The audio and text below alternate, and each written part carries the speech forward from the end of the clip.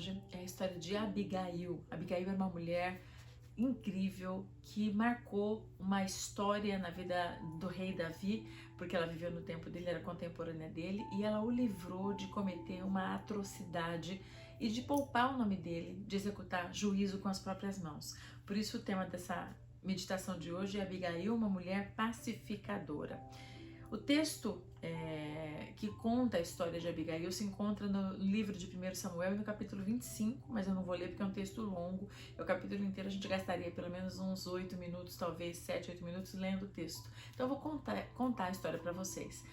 Bom, Abigail era esposa de Nabal, que era um homem descendente de Caleb, e a Bíblia fala que ela era uma mulher muito bonita, inteligente, formosa, educada, mas que Nabal era um homem mau e muito grosseiro.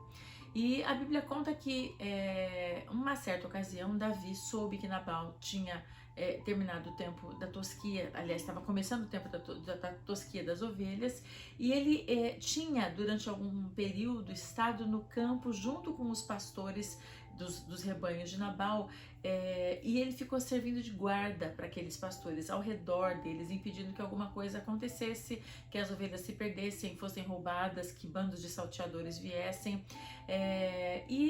Pelo que nós estudamos nas escrituras, essa era uma prática comum naquele período, de acontecer esse tipo de cordialidade, de haver algum tipo de recompensa sobre esse tipo de ajuda, que era um favor recompensado. Não era um trabalho, mas era um favor recompensado.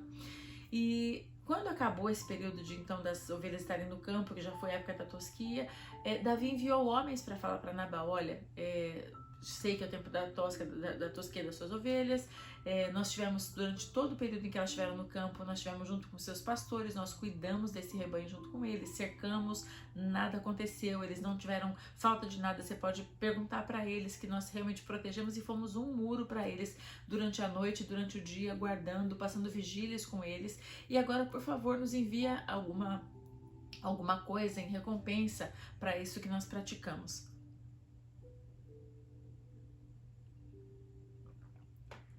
Para nós pode parecer estranho essa postura de Davi, mas era algo que era entendido como socialmente comum, talvez como hoje, aqui pelo menos onde nós vivemos, aqui nos Estados Unidos, aqui na Flórida, os garçons, por exemplo, eles não têm um salário muito alto, então não se vai a um restaurante sem saber que a gente tem que pagar uma caixinha para eles, quando o serviço é um serviço ruim, 10%, quando o serviço é um serviço razoável, 15%, quando é um bom serviço, 20% ou mais. É verdade ou não?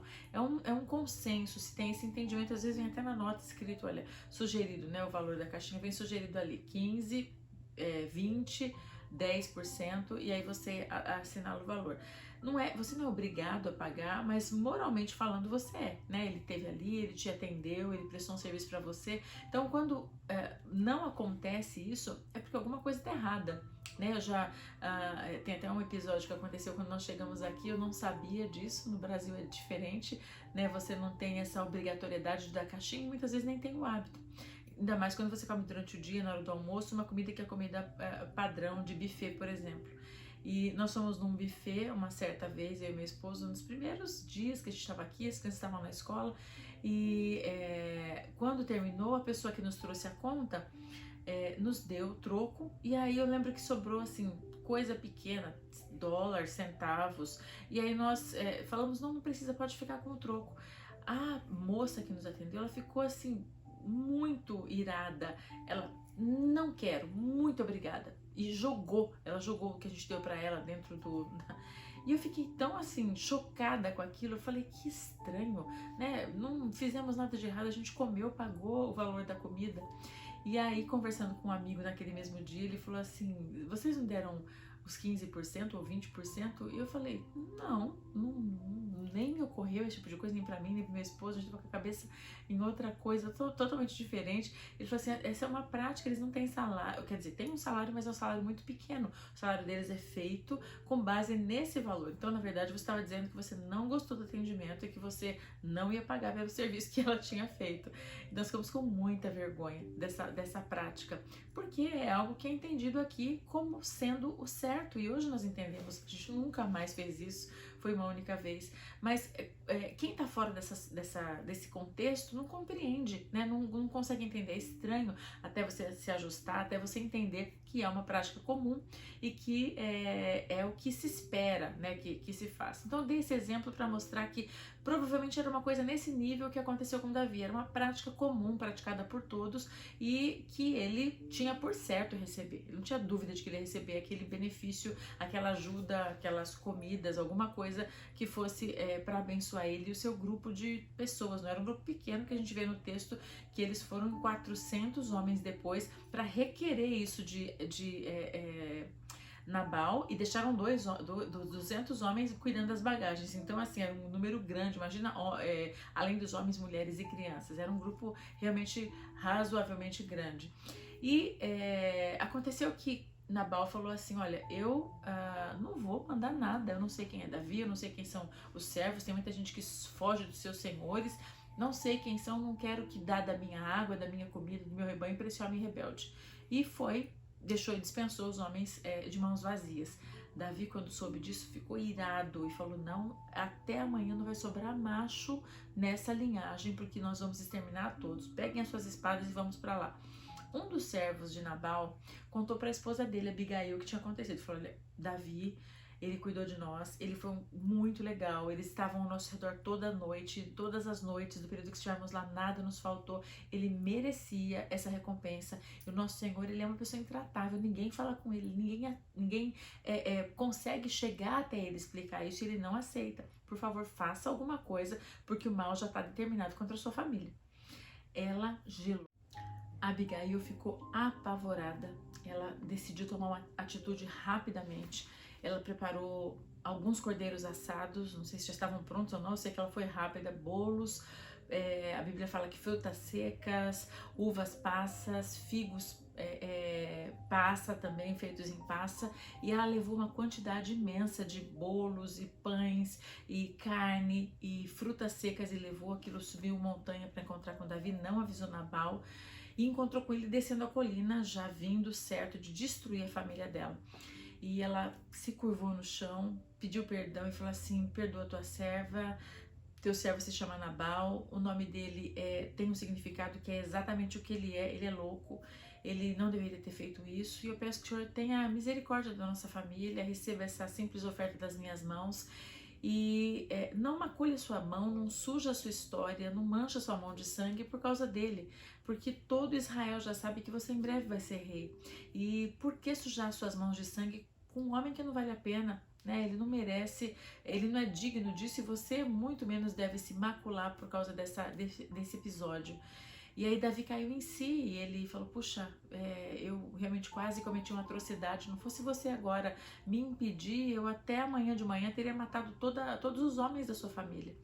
E eu aceito a sua oferta, não vou fazer nada mais com a sua família e vou voltar com os homens para nossa casa, né, para o lugar onde eles estavam abrigados. E Abigail voltou para casa dela, não contou nada para Nabal aquele dia, mas no dia seguinte, quando ele acordou, né, já fora do efeito do álcool, ela contou para ele. E a Bíblia fala que aquilo caiu sobre ele realmente como uma notícia muito terrível, e ele ficou doente, ele adoeceu com o impacto de saber que por causa de talvez um orgulho ou um sentimento talvez de vaidade, a gente não consegue saber, ou simplesmente por ser perverso realmente, ele colocou em risco todo mundo, e ele ficou tão doente que ele acabou morrendo em poucos dias. E a Bíblia fala que Davi, quando soube que Nabal tinha morrido, ele esperou passar o período de luto, não fala quanto tempo foi, mas esperou passar o período de luto e mandou que os servos dele fossem falar para Abigail se ela gostaria de se casar com ele. Ele se impressionou com a inteligência, com a beleza, com a habilidade dela de contornar uma situação tão terrível. E Abigail falou assim: olha, eu posso ir para ser serva, eu não preciso fazer nada, eu posso servir os servos do meu senhor, porque quem sou eu? Mas ela foi com as servas dela e levou as coisas dela, e Davi a recebeu como esposa. E ela foi honrada no final da história porque ela não tinha nada a ver com aquela maldade, com aquela situação que o seu marido acabou se envolvendo. Quais são algumas das lições que a gente pode tirar da vida de Abigail e copiar para as nossas vidas? A primeira não dá para copiar, ela era formosa. Mas para cada uma de nós, Deus dá um tipo de beleza diferente. É bonito lembrar que lá em Provérbios 31 fala que enganosa é a graça e vã é a formosura, mas a mulher que teme ao Senhor, essa será louvada. Então a beleza que vale realmente aos olhos de Deus e que vale até aos olhos da sociedade, não é a beleza física que é passageira, mas a beleza interior, essa atrai, essa cativa, essa permanece, como fala lá na epístola de Pedro, se eu não me engano, segunda epístola, eu falei na última lição, capítulo 3, em que ele fala que a beleza que tem que ser cultivada é uma que não se desvanece, que é a beleza interior realmente. Então ela era uma mulher bonita, uma mulher formosa. Segundo, ela era uma mulher de bom senso, né? Ela percebeu a atitude do marido como sendo um insulto para Davi, mesmo que fosse um insulto velado, mas era um insulto, e ela sabia que aquilo colocava em risco a casa dela. Então ela agiu de maneira prudente, né? Ela teve muito bom senso na maneira de identificar o problema, ao invés de ficar se fazendo de cega, né? De não perceber ou de se alienar para a circunstância, ele que fez, ele que se vira e deixa para lá. Não, ela realmente tomou pé da situação e identificou o problema e reconheceu que estava errado. Ela foi sábia, porque ela, de forma muito rápida e prudente, ela já arquitetou como agir para poder resolver, para poder contornar o problema e proteger a família dela. Ela reverteu a situação. Ela teve uma atitude rápida também, então foi uma outra coisa que ela fez. Ela teve bom senso, teve sabedoria, agiu rápido, né? Ela pegou aquela comida toda, pães, vinho, ovelhas assadas, trigo, passas, figos, e ela foi ao encontro de Davi e os servos dele, entregou toda aquela quantidade de comida para que aquilo apaziguasse a ira de Davi. Ela foi muito sábia na maneira de conduzir a situação para que a ira de Davi fosse aplacada e para que a família dela fosse preservada. E ela demonstrou para ele numa negociação muito inteligente que o benefício não era de mão única, mas era de mão dupla, né? A família dela ia ser preservada porque o marido dela tinha agido de maneira imprudente, e Davi, por outro lado, ia ser preservado de ter o nome desonrado ou de ter sangue nas suas mãos por ter agido de maneira inconsequente por um motivo de raiva, né, de fazer justiça com as próprias mãos. Então ela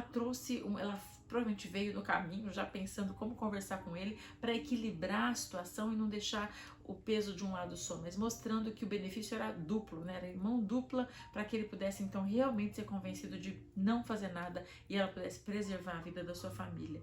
E ela foi digna também ao reconhecer que Davi ia ser rei em Israel e se prostrar diante dele na posição de serva, né, e de se guardar e de se preservar. Ela não se ofereceu para ele, ela não tentou seduzir ele, ela não tentou agir de maneira talvez vulgar perante ele, não, ela se portou realmente como uma serva. Ela apresentou os alimentos, falou: me perdoa, o erro foi do meu marido, mas eu venho aqui no nome dele e reconheço que isso foi errado, o Senhor é digno dessas ofertas, dessas oferendas aqui, recebe isso por favor e nos perdoa por aquilo que aconteceu.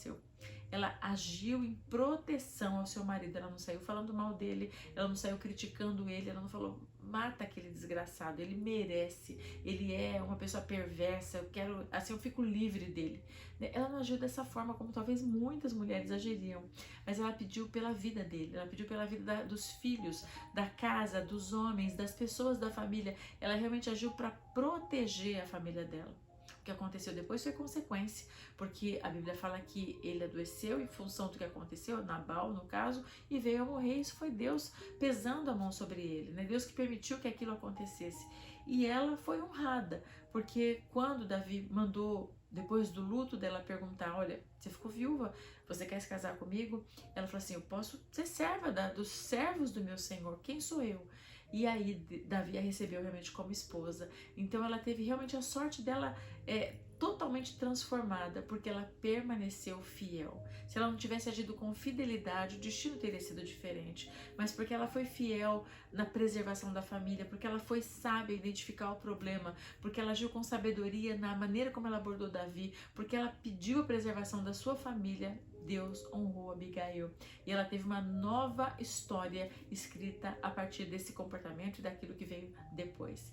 E nós também temos a oportunidade de agirmos dessa forma, de olharmos para o exemplo dela, de buscarmos agir com a mesma sensibilidade, com o mesmo senso de percepção do mal se aproximando, com a mesma sabedoria, buscando entender o problema, buscando identificar quando o problema acontece na nossa casa, se é causado por nós, se é causado pelo nosso marido, e no sentido principal de preservar a família, de proteger a família, de agir de maneira rápida para que o mal não venha destruir a nossa casa, né? Muitos tipos de circunstâncias vêm em direção à nossa família para destruir, seja através de problemas de toda sorte que tentam entrar na nossa casa através dos filhos, através da pornografia, através dos vícios, através das drogas, através dos conflitos familiares, dos problemas de relacionamento. Tantas coisas acontecem, pessoas que se intrometem, que intervêm, e nós como mulheres sábias, mulheres que servem ao Senhor, temos que ter sabedoria para conseguir trazer paz para nossa casa, para sermos como Abigail, pacificadoras, não como Provérbios fala, aquela mulher que é uma goteira contínua, que fica pingando, pingando, pingando, pingando, e tem uma hora que ninguém mais suporta, porque aquilo é tão irritante, né?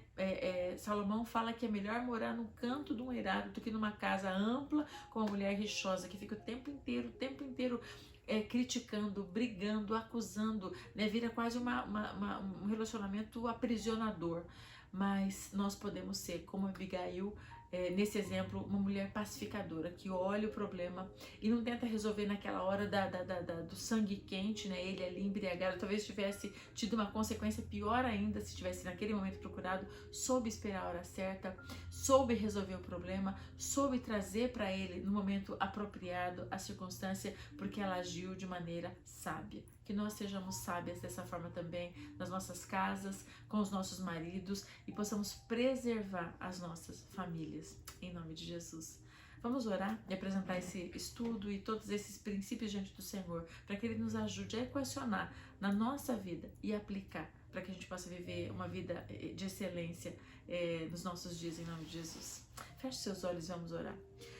Pai querido, muito obrigado pela oportunidade que temos de estar aqui mais uma vez, Senhor Deus, meditando nessa palavra, Senhor Deus. Muito obrigado porque Tua palavra deixa histórias tão reais, histórias tão verídicas, histórias tão passíveis, Senhor Deus, de acontecer mesmo nos nossos dias, em circunstâncias diferentes, guardadas as proporções do nosso tempo, Senhor Deus, e nós sabemos que estamos sujeitos a circunstâncias de adversidade, de injustiça, de guerra, de egoísmo, em todo o tempo.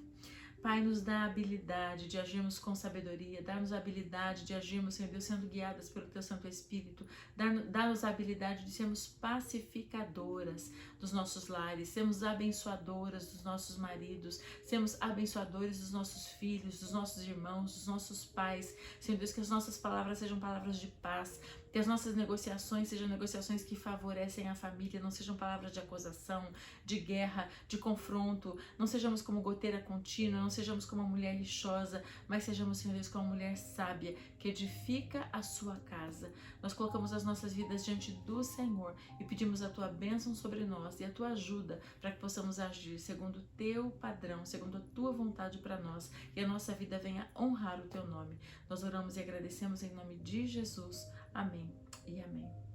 Deus te abençoe e até a próxima semana.